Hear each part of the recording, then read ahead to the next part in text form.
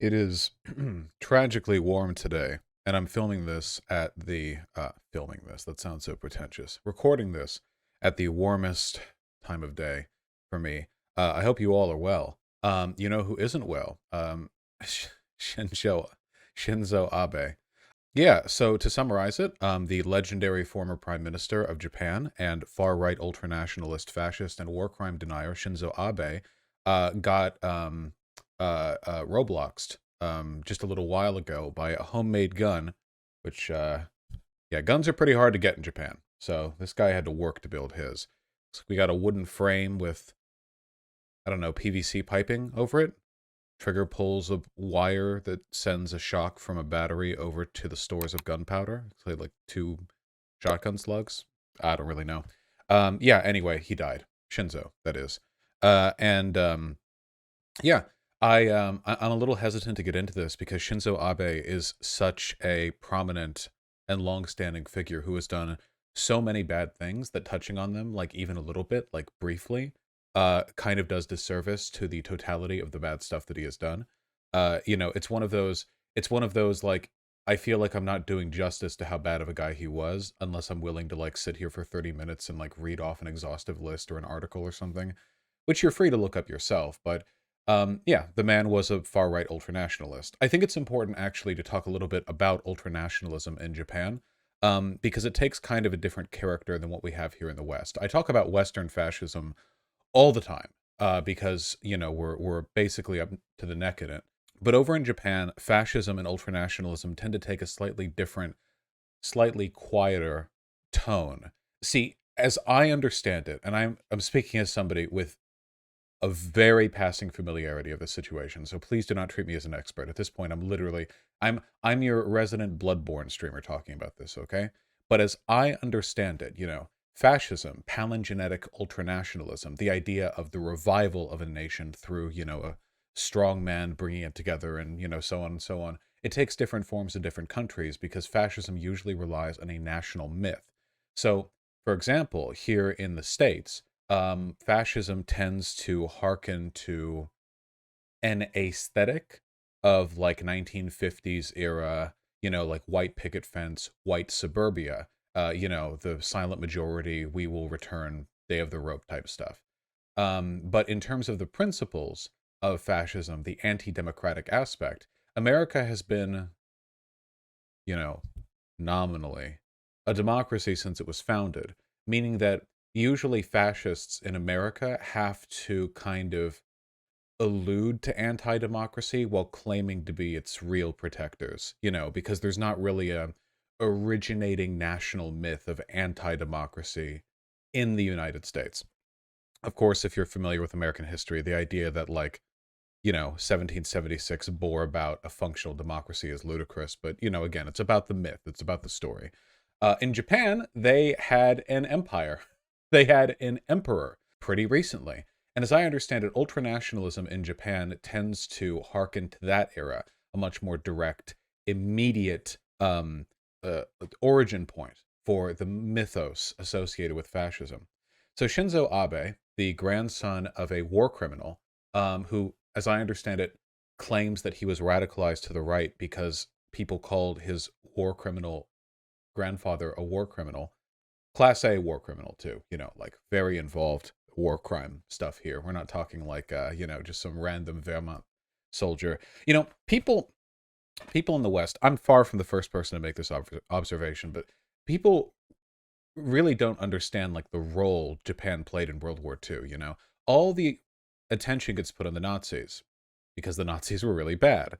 The Japanese, I genuinely feel like, and I don't want to go, like oppression Olympics here, but I think that honestly, the crimes of Imperial Japan should be held culturally in pretty much the same regard. The In terms of number of deaths and sheer brutality, and again, if you want to look up the rape of Nanjing or the medical experience, blah blah, you can. I don't want to get into the details. The point is, Imperial Japan did some really really bad stuff. Did some real war crimes. Had a blast. While Germany has done a pretty good job owning up for their past, like not to say they're perfect or anything, or that there are no Nazis at all left in Germany, but, they incorporate an understanding of what led to Hitler's rise into the curriculum in Germany. You know, they've made their apologies. They have indicated that as a nation they want to move beyond that. Japan has had a pretty long-standing difficulty admitting to doing anything wrong, which, as far as I'm concerned, is tantamount to Holocaust denial. You know, if you want to look at like the deaths tallied, you know, I'll just look it up. Fine, Japanese deaths in Manchuria. That was like so many typos per word. I'm amazed that my computer was able to pull that together. That is crazy. This is what I was looking for, though. I think I'm seeing deaths of Japanese soldiers.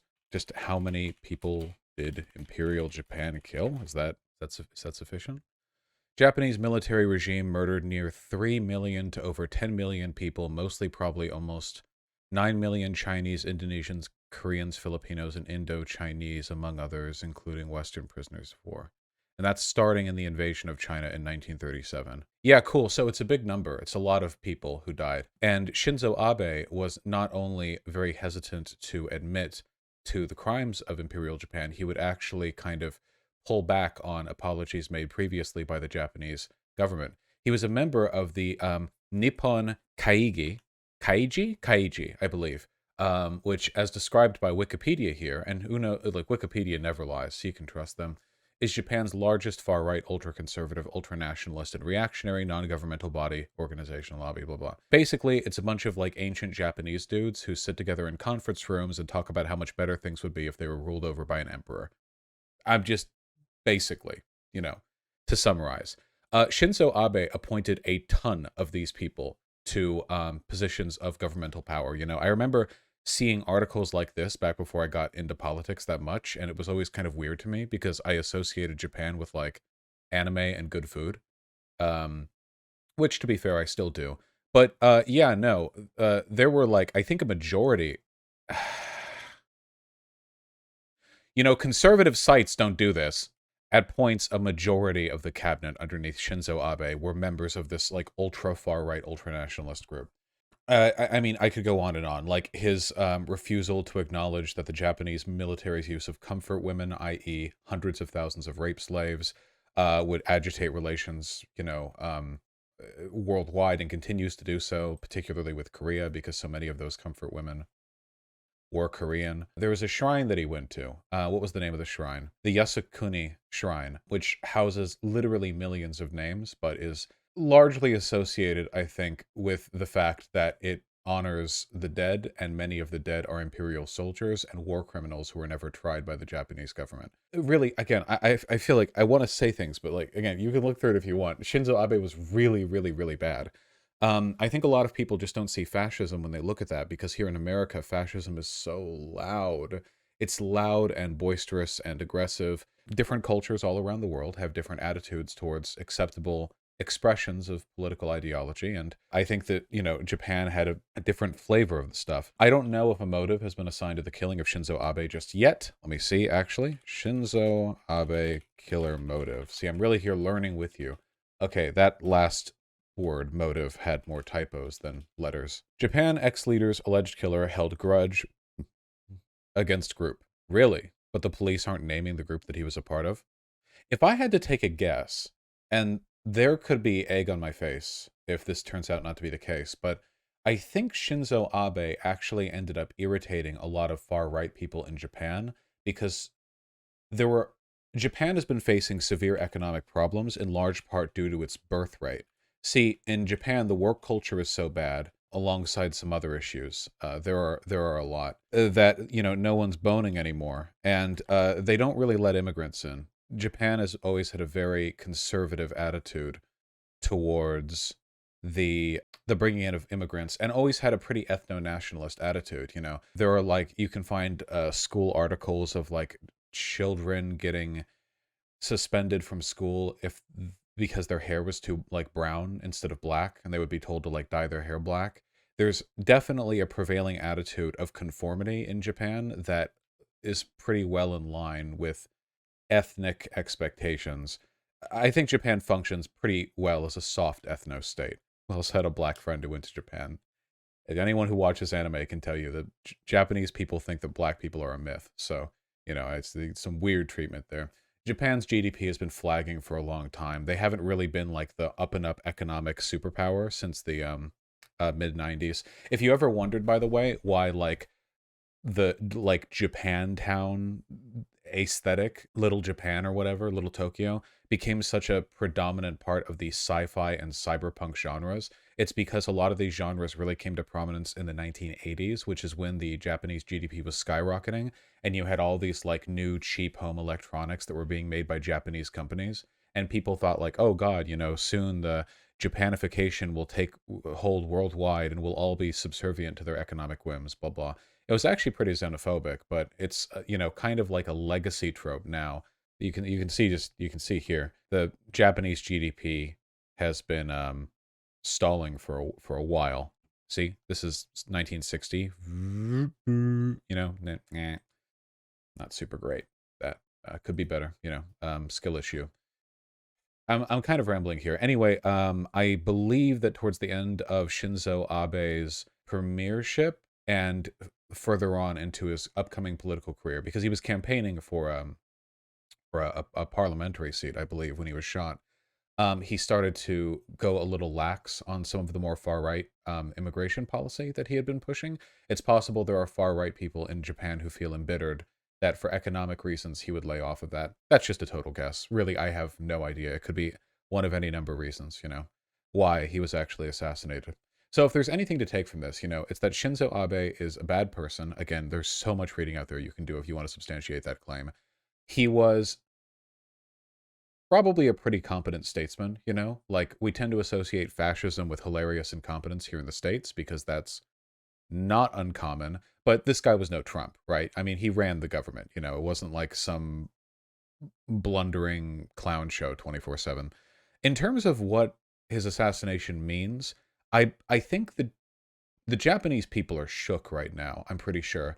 The assassination of a leader that legendary, in their eyes, probably has them pretty afraid.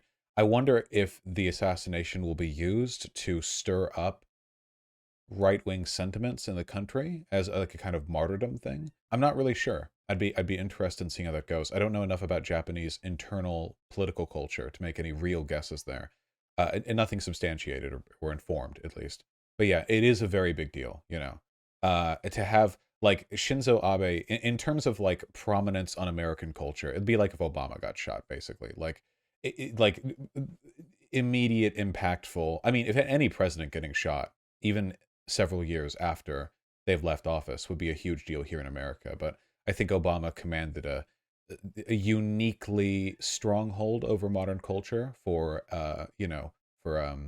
modern ex-president, and maybe that would be comparable. Yeah, I don't really know.